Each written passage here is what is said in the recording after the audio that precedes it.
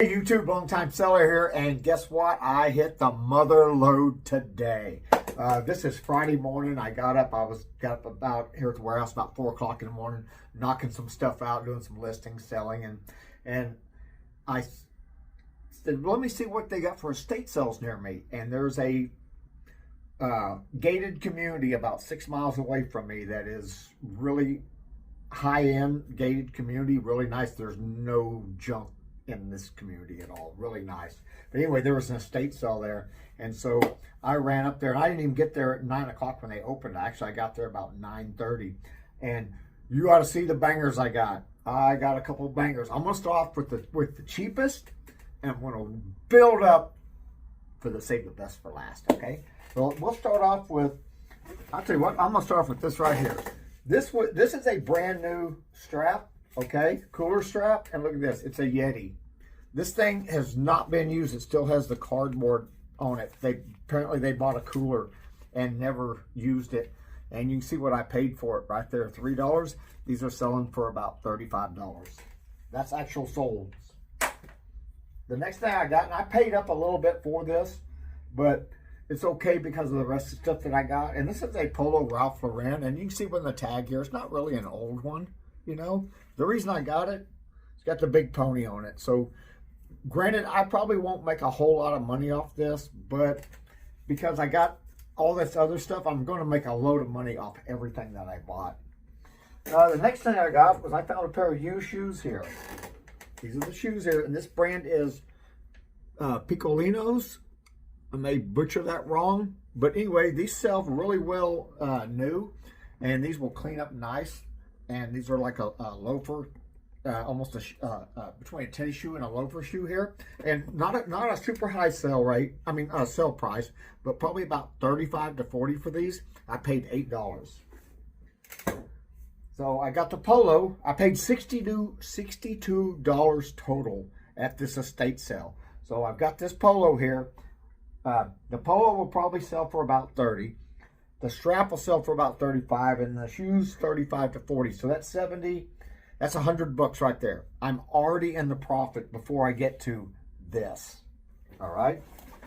Now I walked in this estate sale, and I walked around. I looked in one room. I looked in another room, and I walked into this back room, and there they were sitting on the table. I saw them. I had a really good idea of what it was. I made a beeline to it.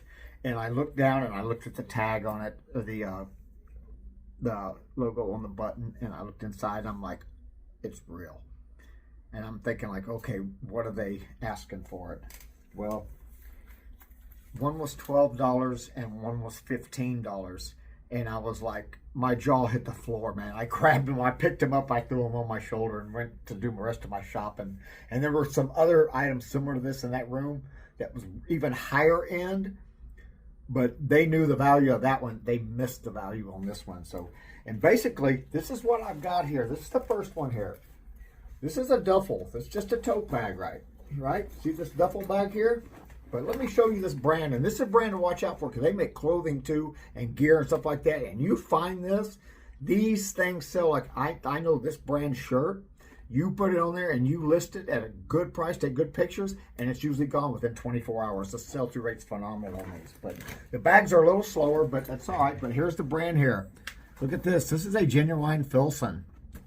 The shirts, you know, CC Filson. This is the tote bag here. Now, I have not found this exact bag on there yet.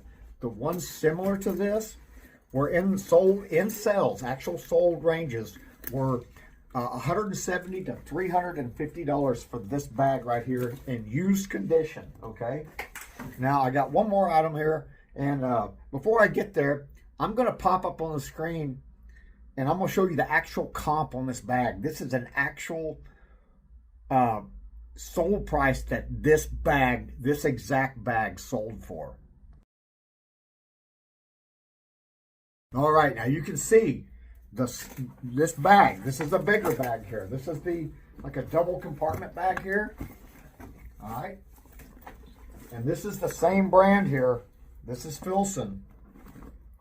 Where's my tag here? Well, here's the price tag that was on it here. You can see this. I don't know if you can see it. $15 here they had on here. Well, let me turn this around. Tapes got stuck together. See, $15. There's a minus. See if I can get this thing pulled around. There we go. There you go. They had $15 on this bag and $12 on that other bag. And this is a CC Filson bag. Got the leather, got the strap, got the double size on it. Where's my tag at in here? All right, right here. There's the CC Filson tag and the model number on this right here.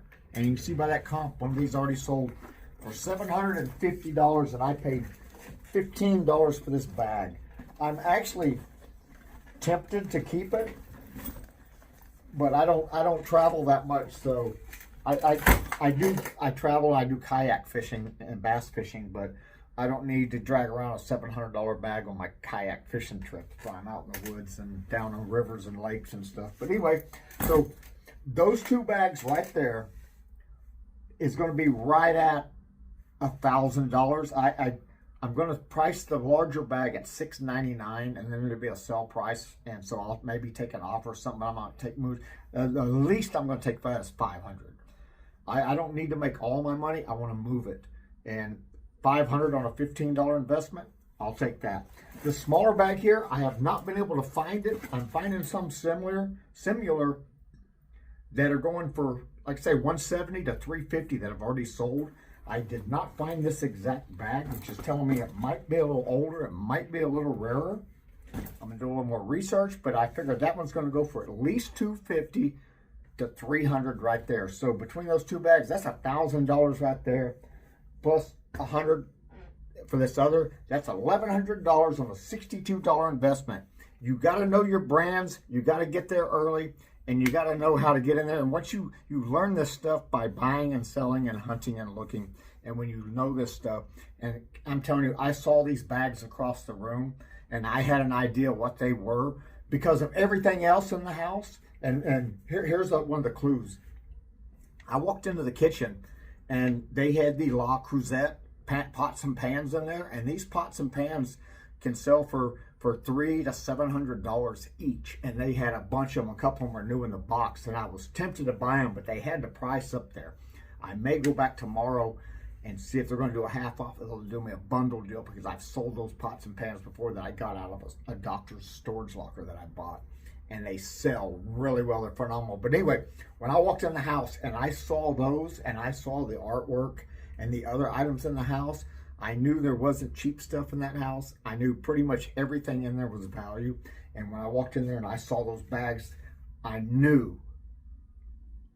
I didn't know 100%, but I had a pretty damn good idea what they were. I made a beeline over there, and when I saw the tag, man, I'm telling you, when I saw that tag, and you can see right here, Filson right there, on all the snaps, everything. And I was kind of afraid to look at the price, and I looked at the price, and I saw that price. I was just, they're mine. They were gone. Nobody was getting them from me. I would have died for them. Well, maybe not died for them, but you know what I mean. But anyway, hey, that was a great morning for me. I've had a long, busy week, and it was nice to actually go hit an estate sale this morning. And shoot, I was going to go to a couple more, but I've got enough to list. I got a bunch of stuff to catch up on. I'm going to get that done. I'm going to go back to that estate sale tomorrow because I'm going to make see if I can strike a deal on buying the whole closet. Now, the clothing in the closet wasn't super special, but it was all nice stuff. It was Polo Ralph Lauren. It was Columbia. A lot of sporting outdoor stuff like that. A lot of the snake-proof hunting pants and stuff. And so if I can go in there and strike a deal, a bulk deal on this, I'll walk out of there with some more money out of that place. And from what I see of that community, I talked to a estate sale lady there last week, and that community, most of the people that come to the estate sale are people that live in the community, and they really don't need much. They're mostly just lookers. And there's people that come from outside the community and that do most of the buying, and she said they really don't get the traffic that they do in the main part of town, because this place is in a ranch. It's out kind of secluded by, it's 6 miles out of town. There's nothing around it, no stores, no nothing. So anyway, that's the deal with talking and being friendly to these estate sale people, the employees at thrift markets and thrift stores. Be polite, be nice, strike up conversations with them, talk to them. And I got this information from this lady, and basically all I did was made a couple queries. I made some little light queries, and she offered me all this other information about the business and where her clientele's coming from. And that gave me an aha moment, like, okay, this is a place that I need to start watching the estate sales every week and going out there, because it's, like I say, it's a high-end neighborhood, and they're not getting a lot of outside traffic because it's off the beaten path. And this is a little nugget for me. That area is growing up out there, so I know it's not going to be a nugget for much longer, but while it's a nugget, I got my gold pan out, I got my pickaxe. I'm going to go in there and see if I can find some ore and some nuggets. Alrighty, like today, good nuggets. All right, hey, get out there and stay busy.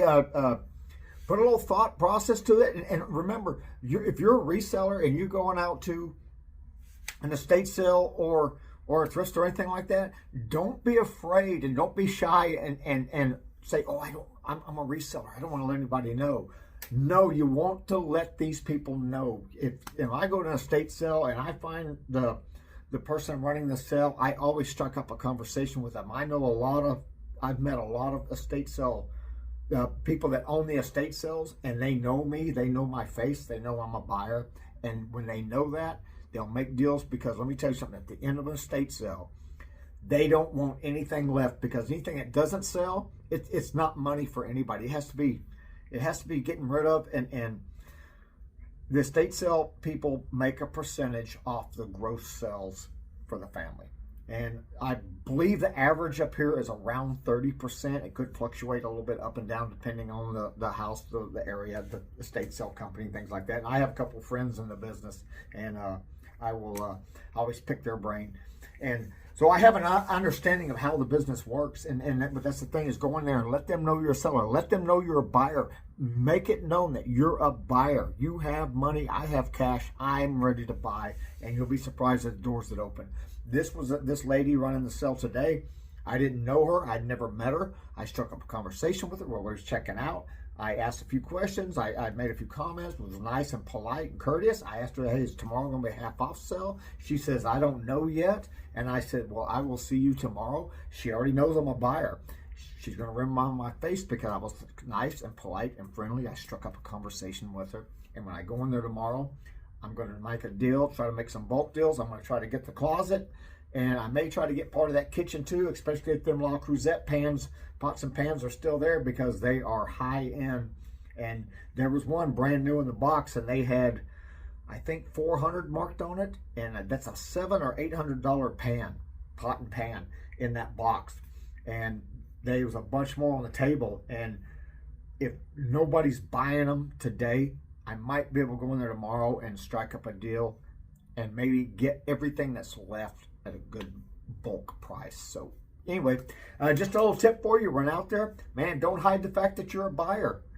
Let the sellers know that you're a buyer. Open those doors and you'll be surprised what happens. And hey, that's how I find these deals like this, and this is how I get those other deals in the closets and things like that. So, all right, hey, well, get out there and hustle. Bring it in, list it. Let's make some money, man. Q4 is here. Government shutdown's over, hopefully, for a little while. And maybe economy will pick back up again.